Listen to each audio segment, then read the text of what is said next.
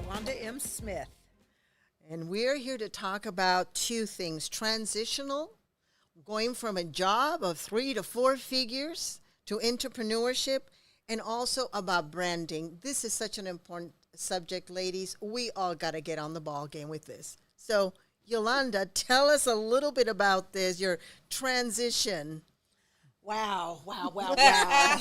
You were in corporate America. Yes, absolutely. Okay. I spent my career in corporate America. How many years would you say? Probably 30 or something. Yeah, we won't date ourselves. You started when you was in high school. Yeah, that's right. That's right. I was 12. But yeah, I spent a great deal of time there. So being very structured, doing what I was supposed to do in most cases. I was a little feisty though.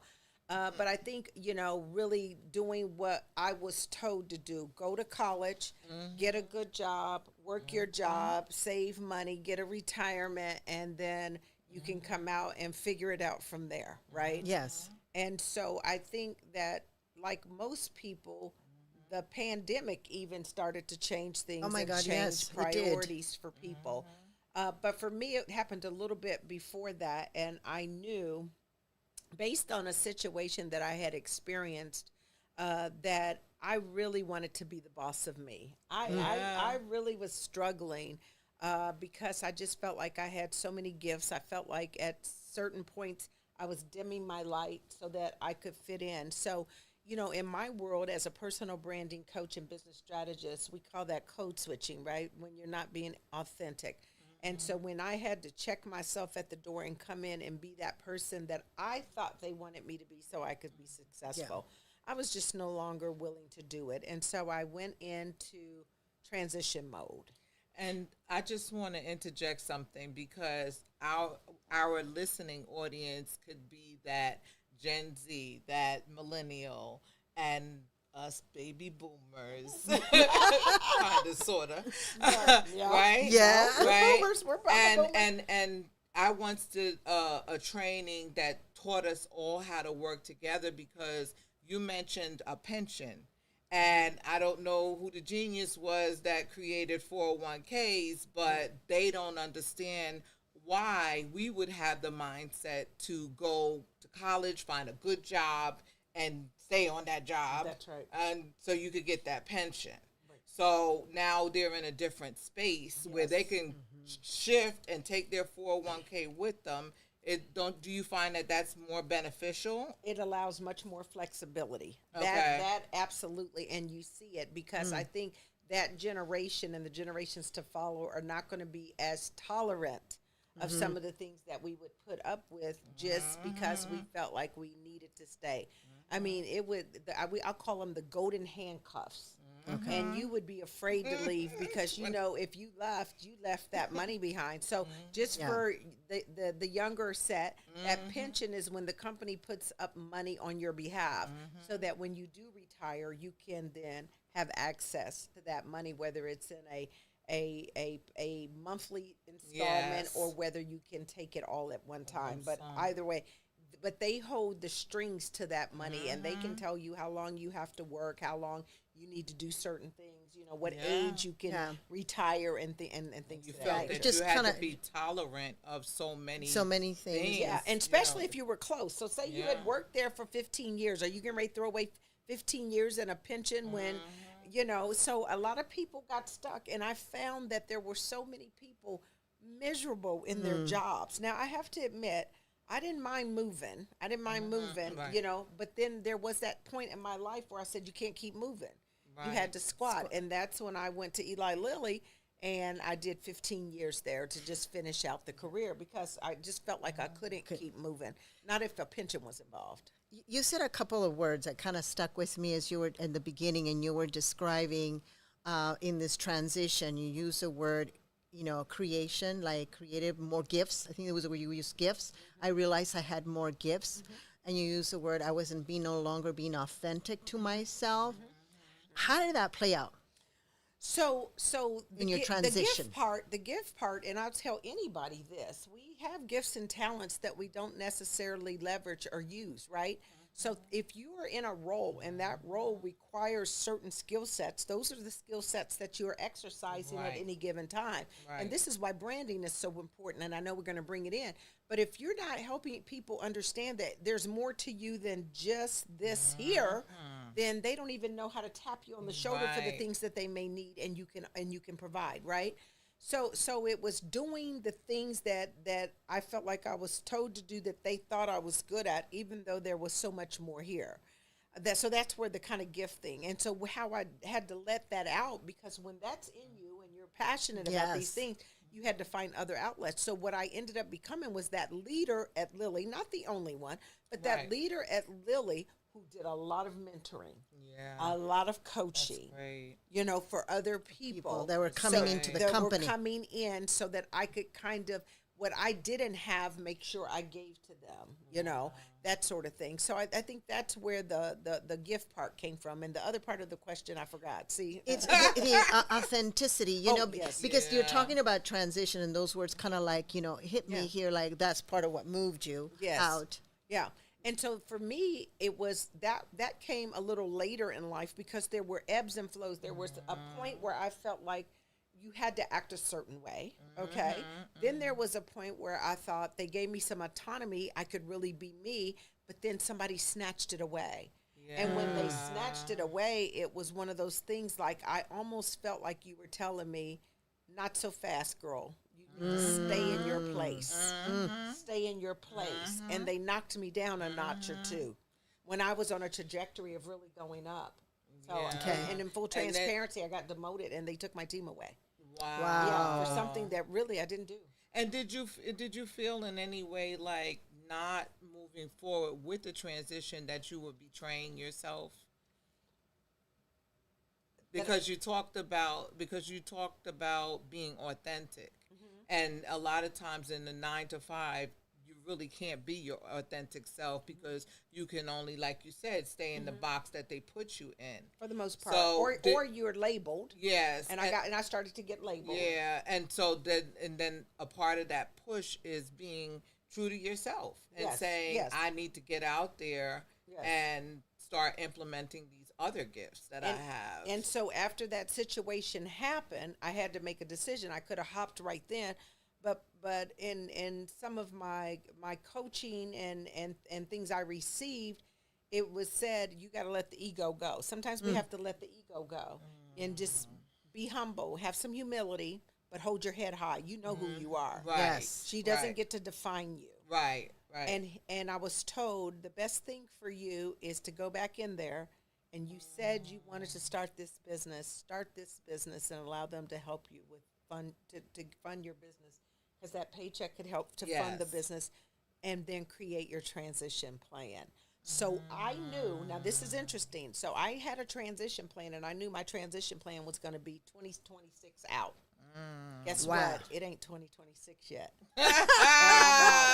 And I'm That's out. and So you're how long out. you been? How long you been out? Almost 2 years. Wow. I'm out. So now that you're out, and obviously you're just out here, this is like great news. What were the fear factors? And obviously you got here, so something moved you, like we've learned that from you. But what were those fear factors? It had to be some. Well, it was fearful because when I look back today, and I'll be very transparent, when I look back today, I should have left in 2018. I should have left it. Yes, it's nice to do the transition and this, but I had already had I had been doing personal branding since 2013. I had been told by multiple coaches, just take a leap, you'll catch your wings on the way down. Do it, go, do it.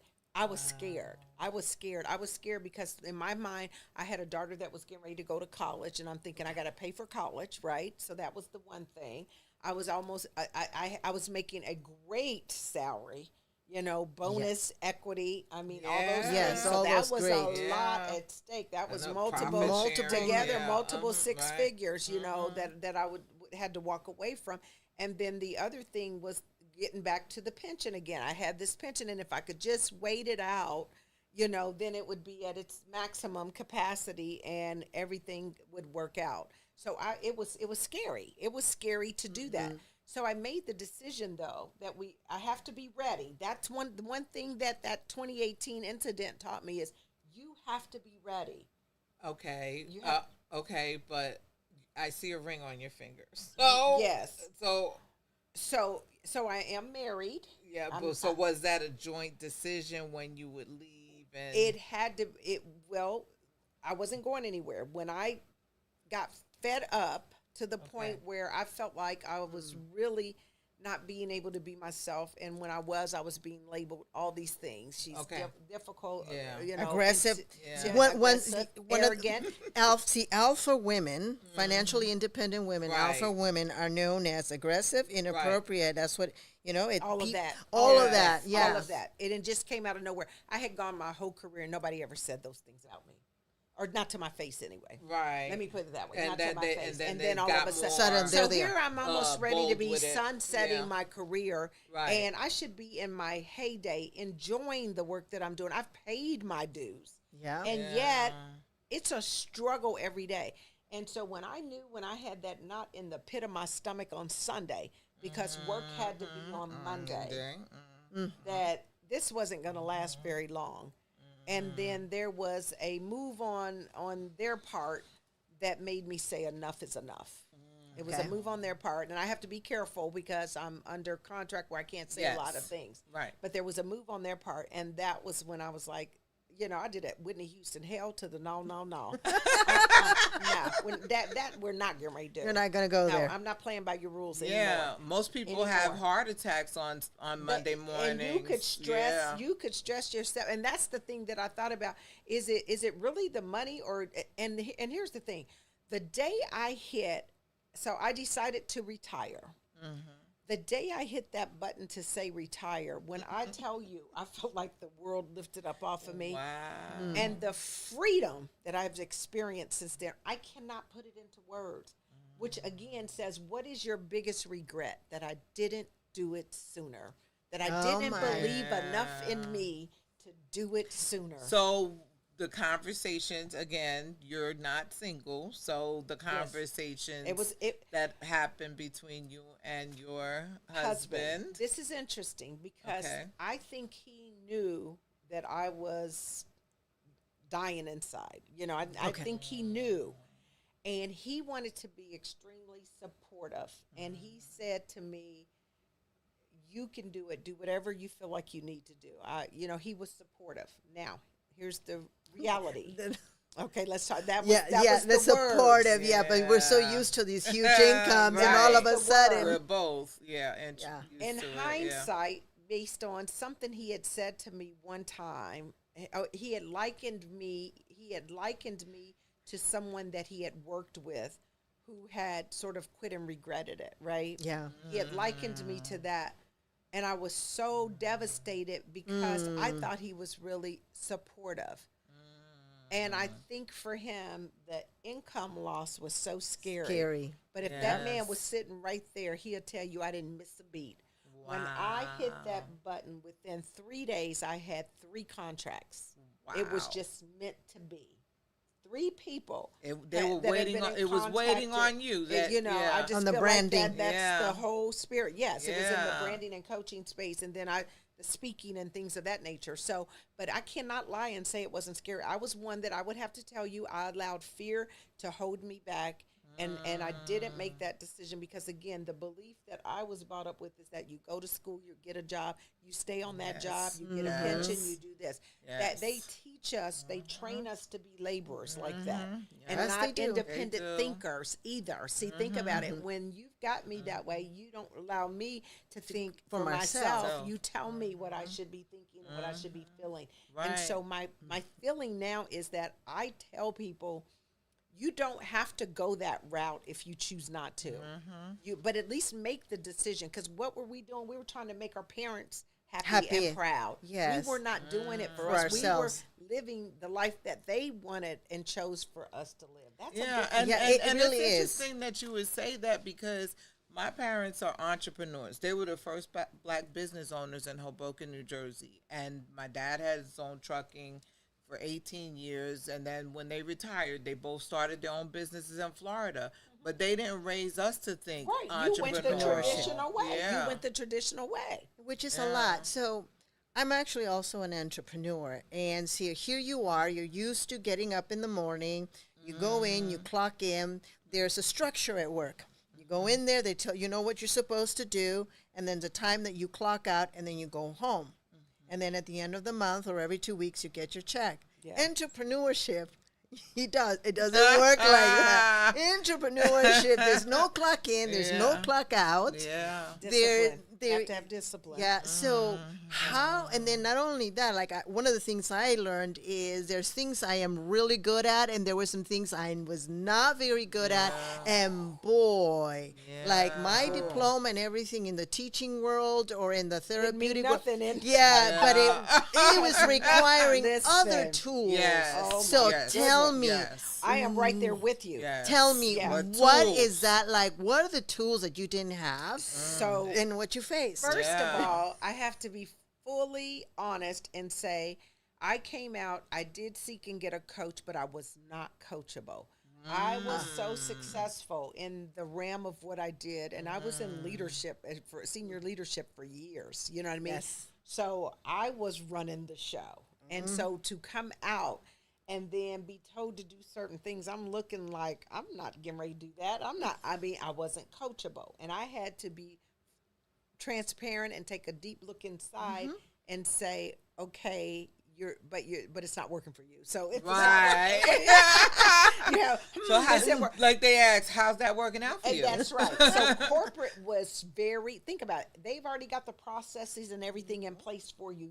They will tell you the playbook, give you the playbook. Here's what you have to do. Entrepreneurship, there's no playbook. No, there's you none. got to go figure that thing out, right? And if you don't figure it out, what you're going to do is end up always working in the business versus on the business.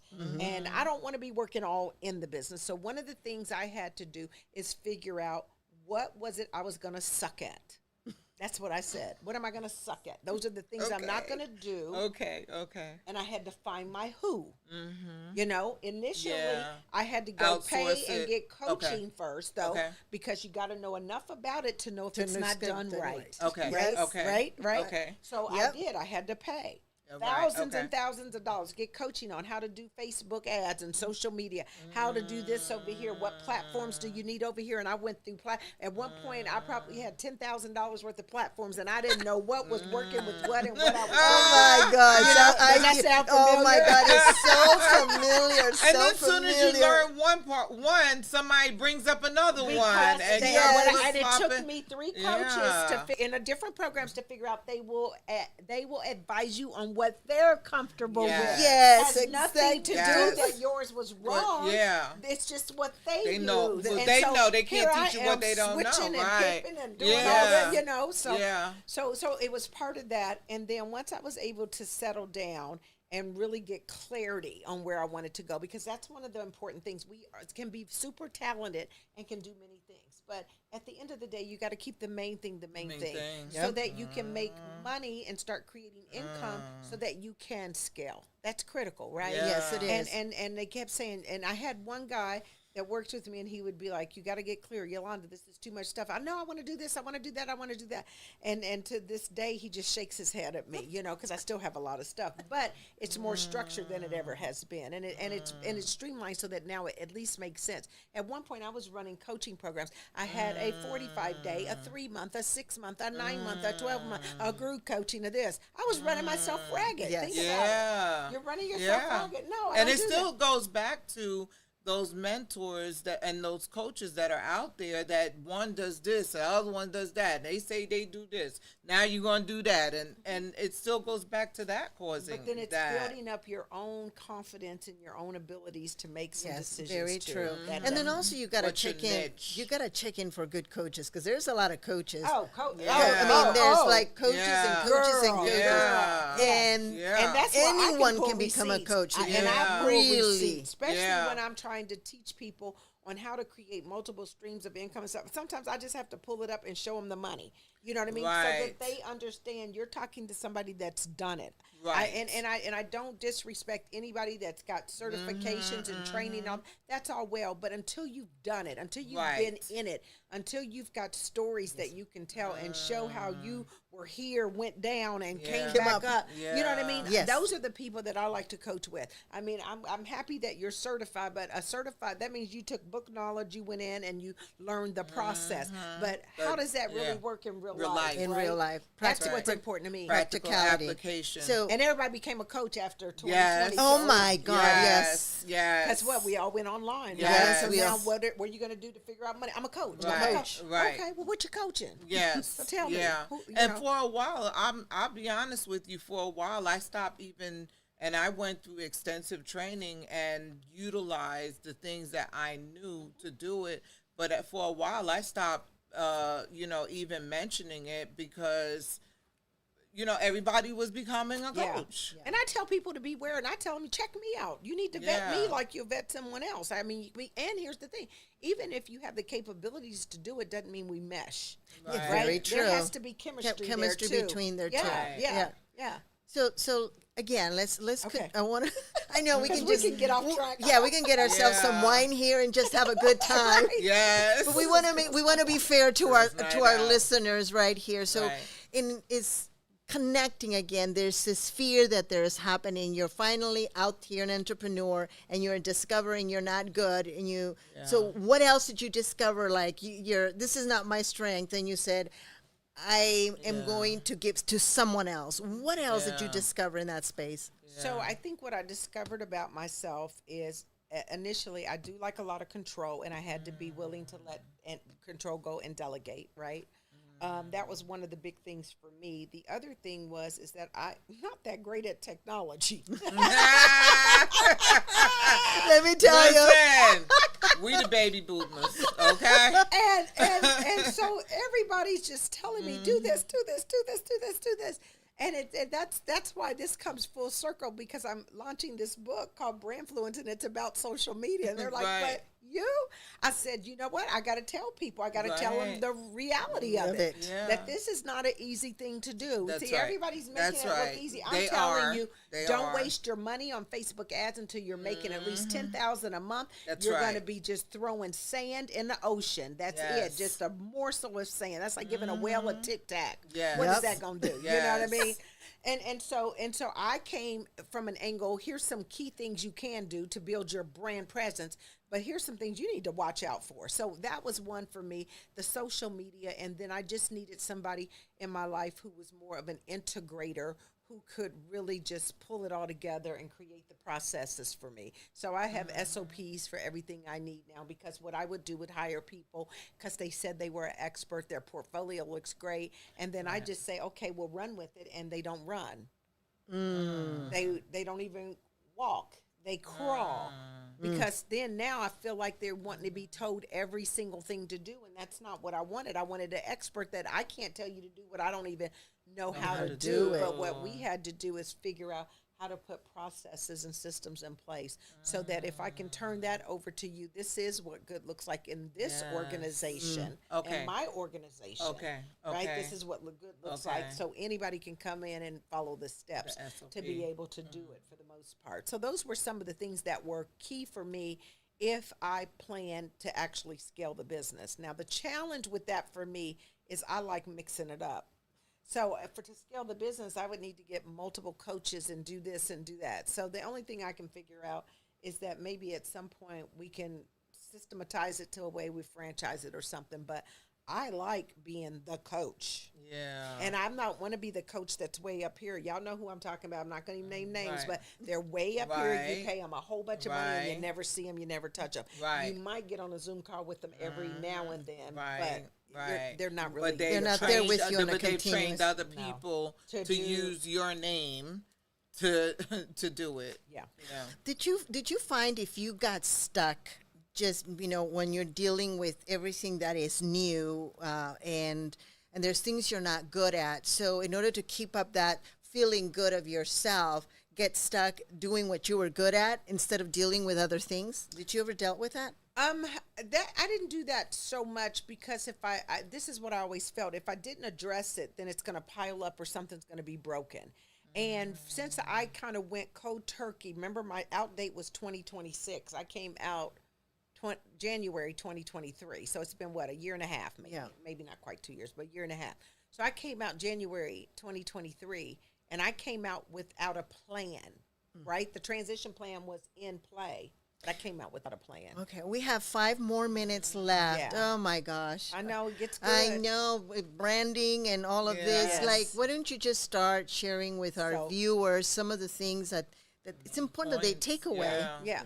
So this is how I feel about it. If you're looking for that what's next, that's what I call it, your what's next. What is that what's next? It can even be a side hustle while you're still working in corporate. You can be working to transition to get out of corporate, or you may be willing to take that leap of faith and say, I'm done, I got to go. Regardless, your brand is critical. You are the brand, and you've got to be very strategic and intentional with the brand. And what does that mean? That means it's not about you selling yourself. It's about you marketing your brand, your value that you can deliver to other people. And so be intentional about really cultivating that brand, because people will do business with people they know, like, and trust. And you've got to build that. Before branding for success will ever be anything, they're going to know who Yolanda Smith is, right? And people are building trust with Yolanda Smith. I mean, I just had a girl tell me, I trust you. I just met her over the phone, but just through the conversations and our interaction, I trust you. Yeah. And then she signed up to do business with me. That's right? amazing. This is how it works. This is how it works. So be intentional with that, and then don't be afraid. Trust your own instincts. Trust yourself, and at all costs, take a bet on you. We bet on everything else. We bet on other people. We rah for everybody else. Take a bet on you. Take a bet on you. We got 4 minutes left, Lisa. Yeah. What's out there with you want to? So tell our viewers where you can be found for your branding coaching, and tell them about your new book that's coming out. Yes. So I can be found at yolandamsmith.com or brandingforsuccess.com. That's the number 4. And all of the social media channels, I'm at Branding for Success. Again, the number 4. And you can just link up with me. I'm always giving tips and updates and things like that. I believe in adding value. Yes. I really do. I put myself out there so that I can serve and help people to do that. My new book, Brand Fluence, it's coming out August 17th is the release date of it.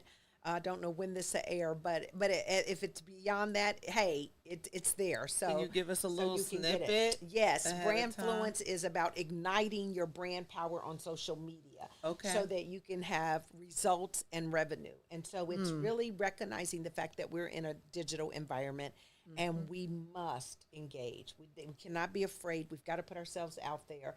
And we've got to really build the connection so that we attract people, not chase people. There we go. Right? I love that. We got 2 minutes left. Yeah.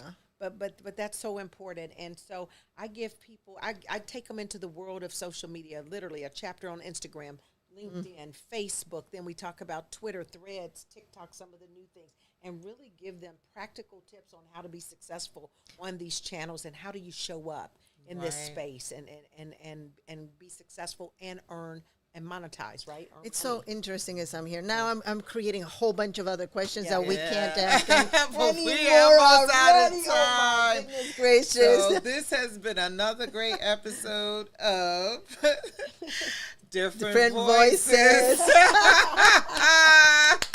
Good job.